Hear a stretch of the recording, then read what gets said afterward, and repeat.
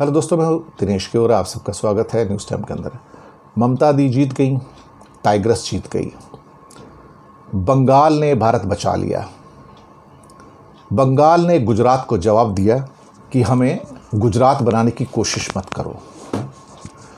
ममता दी का जीतना एक किस्म से कहा जाए भारत की जीत है।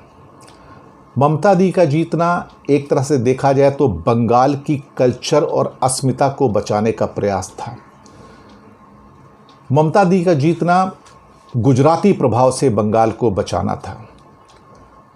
हम ये नहीं कह रहे कि गुजरात के लोग बुरे हैं, लेकिन गुजरात से जो ये दो लोग आए हैं, अमित शाह और नरेंद्र मोदी की जोड़ी, उन्होंने बंगाल की सभ्यता कल्चर को बर्बाद करने में कोई कसर नहीं छोड़ी। दिन प्रतिदिन इंसल्ट किया। प्रधानमंत्री मोदी इतने ज़्यादा अमर्यादित शब्दों का उपयोग किया। दीदी ओ दीदी, स्कूटी से गिर जाती तो क्या होता, टोलाबाज हैं आप तो सारे के सारे। और तो और इस ढंग के वाक्य बोले गए प्रधानमंत्री के द्वारा, जो कि एक प्रधानमंत्री के पद के लिए, उस पद पर बैठे व्यक्ति के लिए शोभा नहीं देते हैं।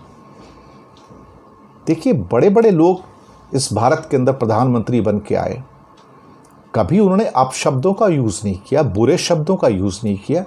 एग्रेसिव होने का मतलब ये थोड़ी कि आप गाली गलौज पे उतर आओ, सड़क छाप लैंग्वेज यूज़ करनी शुरू कर दो। अटल बिहारी जी भी थे, मनमोहन सिंह भी थे, नरसिम्हा राव थे, देवगौड़ा थे, इंदिरा गांधी थी। इन्होंने कभी इस किस्म के शब्दों का उपयोग नहीं किया, कभी ऐसे शब्द यूज़ नहीं किए जो नरेंद्र मोदी यूज़ करते हैं। बंगाली प्राइड को हर्ट किया लोगों ने। वहाँ के हिंदू मानस को उन्होंने हार्ड लाइनर में कन्वर्ट करने की कोशिश की और कामयाब नहीं हुए। बंगाल की जो कल्चर थी उसको इंसर्ट किया। जेपी नड्डा, बीजेपी के चीफ, जाकर शांति निकेतन में कहते हैं कि यहाँ गुरुदेव रविंद्रनाथ टैगोर पैदा हुए थे।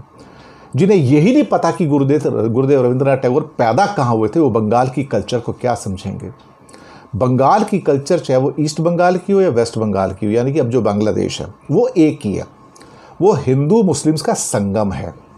वहाँ पे लोग सदियों से एक साथ रहते आए हैं, सदियों से, आज के नहीं, सैकड़ों साल हो चुके हैं। उनकी कल्चर, उनका पहनावा, उनकी भाषा, उनका खाना पीना, उनका मच्छी भात, उनका हिल्सा से प्यार, सब कुछ सेम है। जब सब कुछ सेम है तो उनकी कल्चर भी सेम है। वही गुरुदेव रविंद्रनाथ टैगोर जो भारत में पूजे जाते हैं, बांग्लादेश में भी पूजे जाते हैं, क्योंकि वो बांग्लादेश को, उनका जो उस हिस्सा था, बहुत प्यार था उनको। ढाका, राजशाही, और उनका ही जो नेशनल एंथम इंडिया का है जनगण मन, उनका ही नेशनल एंथम बांग्लादेश का है, अमर सोनार बांग्ला। वो काजी नजरुल इस्लाम जो वेस्ट बंगाल में पैदा हुए थे, वो राष्ट्रकवि बने बाद में जाके। वहाँ पर उनको दर्जा दिया गया बांग्लादेश के द्वारा, सिटीजनशिप भी दी गई। सोचने वाली बात है। काजी नजरुल इस्लाम की वाइफ हिंदू थी और सारी ज़िंदगी वो सिंदूर भी लगाती थी, उसका आदर करती थी। और काजी नजरुल इस्लाम की पोइट्री में भी हिंदू गॉड्स का बहुत वर्णन है, आप देखेंगे तो वो प्योर सेकुलर थे इस कैरेक्टर में देखा जाए तो। रविंद्रनाथ टैगोर सेकुलर थे, सुभाष चंद्र बोस, बंकिम चंद्र चटर्जी सभी सेकुलर थे। लेकिन ये जो कम्युनल फोर्सेस हैं नरेंद्र मोदी और अमित शाह की, ये वहाँ जाके बंगाल का वातावरण बिगाड़ना चाहते थे, बंगाल में डिवाइड पैदा करना चाहते थे। एक बार तो बंगाल ऑलरेडी डिवाइड हो चुका है भाई, और कितना डिवाइड करोगे उसको, कितना तोड़ोगे उसको। लेकिन इनका काम नफ़रत फैलाना है हिंदू मुसलमानों के बीच में। ये नफ़रत के सौदागर हैं, ये देशों को तोड़ देंगे तो लगे रहेंगे। तो आज देखिए, वो एक बार प्रधानमंत्री कहते थे ना कि मेरा नसीब अच्छा है तो क्रूड के दाम कम हो गए, अब आप सस्ता पेट्रोल लो थोड़ा बहुत। अब आपकी वजह से माइग्रेशन में सैकड़ों लोग पिछले साल मर गए, नोटबंदी की लाइन में खड़े खड़े मर गए, और इस साल आपके ब्लंडर्स की वजह से आज हज़ारों लोग, लाखों लोग भारत के अंदर महामारी में मर गए। उफ नहीं निकलता, माफ़ी भी नहीं मांगते हो, गलती भी नहीं मानते हो, मैसअप भी नहीं मानते हो। बंगाल में जाके आपने बंगाली प्राइड को हर्ट किया। अमित शाह बार बार जाके घुसपैठिए बात करते थे वहाँ पर। आप दरअसल बंगाली मानस को हर्ट कर रहे थे, वहाँ पर बंगाली साइकी को हर्ट कर रहे थे, वहाँ का जो लिटरेरी सेंस है उसको हर्ट कर रहे थे। आपने कब पढ़ा उनकी किताबें? आपने गुरुदेव रविंद्रनाथ टैगोर को, बंकिम चंद्र को, काजी नजरुल इस्लाम को कब पढ़ा है? उनको कभी किताब उठा के देखी है? इन लोगों ने बंगाल के प्राइड को, बंगाल के गर्व को हर्ट किया। बंगाल की महिलाओं को हर्ट किया। जब वो दीदी दीदी कहते थे प्रधानमंत्री, तो महिलाओं का अपमान किया और इस बात को बंगाल की महिलाओं ने समझा कि ये हमारा अपमान है। ये बंगाल की महिलाओं का अपमान नहीं था, ये पूरे भारत की महिलाओं का अपमान था।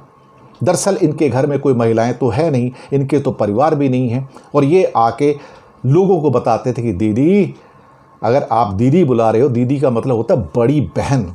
बड़ी बहन को रेस्पेक्ट से बुलाया जाता है, आप उपहास करके और उसका मजाक बना के नहीं बुलाया जाता है। आपने दीदी को गाली कह के बुलाया उसको।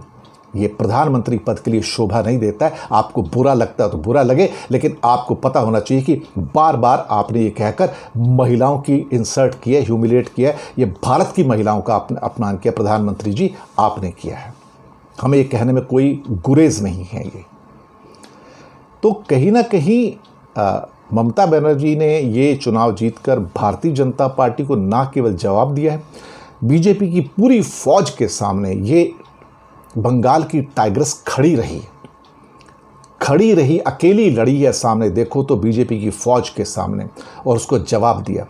बीजेपी को सोचना चाहिए कि एक लिमिट क्रॉस करके तो आप नहीं कर सकते ना।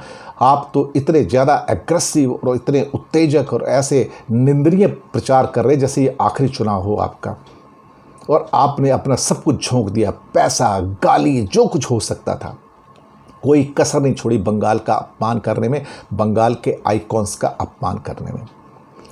कहीं ना कहीं बार बार वहाँ पे जय श्री राम का नाम लिया, और योगी आदित्यनाथ वहाँ जाकर कहते हैं कि मैं तो यहाँ रोमियो स्क्वाड शुरू करवा दूंगा और यहाँ राम राज्य लेके आएंगे इसके बाद में।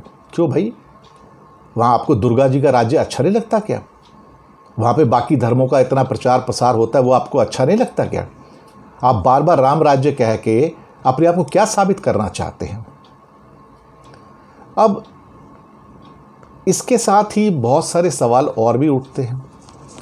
सवाल ये उठते हैं कि क्या ये चुनाव भारत की दशा और दिशा को थोड़ा सा अलग कर सकता है? बिल्कुल अलग कर सकता है, ख़ास तौर से अगर कांग्रेस इस बात को एग्री करे कि ममता बनर्जी सारे विपक्ष की एक तरह से लीडर बन के निकले। लेकिन मुसीबत सारी ये है कि सोनिया गांधी, राहुल गांधी, प्रियंका गांधी अपने आप को गॉड समझते हैं, और ये जहाँ जाते हैं वहाँ जाकर नुकसान करते हैं। केरला के अंदर सबसे कम सीटें हिस्ट्री में कांग्रेस को अब मिली हैं, और राहुल गांधी के कारण सारा प्रचार उन्होंने वही किया था। वो शापित है, जहाँ भी जाएंगे बर्बाद कर देंगे कांग्रेस को। जहाँ भी भारतीय जनता पार्टी को सामने कांग्रेस नज़र आती है as a main opposition party किसी भी स्टेट में, वो खुश हो जाती है, क्योंकि अब उसे पता है मैं जीत जाऊँगा। लेकिन सामने कहीं और लीडर आ गया, स्टालिन आ गया, नवीन पटनायक आ गया, ममता आ गई, वाईएसआर कांग्रेस के चीफ आ गए, जगन चौधरी आ गए, टीआरएस के केआरएस आ गए, तो वो सारे जीत जाते हैं, केरला में भी जीत जाते हैं। ये सारी मुसीबत है। लेकिन कांग्रेस जहाँ भी आती है वहाँ हार जाती है। तो इसलिए कांग्रेस रास्ता छोड़ ही दे ना, और एक नया गठबंधन यूनाइटेड फ्रंट टाइप का एक बन जाए, जिसके द्वारा कहीं ना कहीं अच्छा हो जाए। ऊपर से इस कोरोना काल में जो क्रूर रवैया था बीजेपी का, जिस ढंग से क्रूएलिटी के हिसाब से उन्होंने काम किया, किसी को पसंद नहीं आएगा। ये इंसानी वाक्य नहीं है। आपके आज तक आपने किसी डेथ के ऊपर कोई देखा जाए तो कोई वक्तव्य नहीं दिया। दिल्ली में लोग मर रहे थे, बाकी इंडिया में लोग मर रहे हैं, ऑक्सीजन से मर रहे हैं, प्रधानमंत्री आके एक वक्तव्य नहीं देते कि मर रहे हैं तो मुझे दुख है और क्यों नहीं पहुंच पाया। उनको दुख होता ही नहीं है। वो एक ऐसे व्यक्ति जो किसी की मौत हो जाए तो भी दुख व्यक्त नहीं करते हैं। दुर्भाग्य है, हमारा दुर्भाग्य है कि हमारे नेता देश के अंदर जब ऐसी घटनाएं होती हैं और उसके लिए उसके मुंह से कोई सिंपैथी के शब्द भी नहीं निकलते हैं। लेकिन इस चुनाव ने, बंगाल के चुनाव ने बीजेपी को संदेश तो दिया है कि हम लड़ सकते हैं, और ज़रूरी नहीं कि हर बार आप ही जीतें, हम भी जीतेंगे एक दिन। और कभी ना कभी ऐसा वक्त आएगा जब आप यहाँ से जब बाहर हो जाएंगे, फिर कभी ज़िंदगी भर आप वापस नहीं आएंगे, क्योंकि आरएसएस, बीजेपी, वीएचपी की जो राजनीति है नफ़रत की, वो एक ना एक दिन तो ज़रूर ख़त्म होगी। क्योंकि इंडिया नफ़रत नहीं कर सकता, इंडिया मोहब्बत करने की भूमि है। और ममता दी, जो आपने किया है, सलाम आपको। आपने दिखा दिया कि लड़ सकते हैं, और सामने लड़ने के लिए कोई व्यक्ति है। लोग हमेशा पूछते हैं कि नरेंद्र मोदी के सामने कौन भारत में, तो हम कह सकते हैं ममता दी हैं। ये हैं जो लड़ सकते हैं आपसे। शुक्रिया आपका।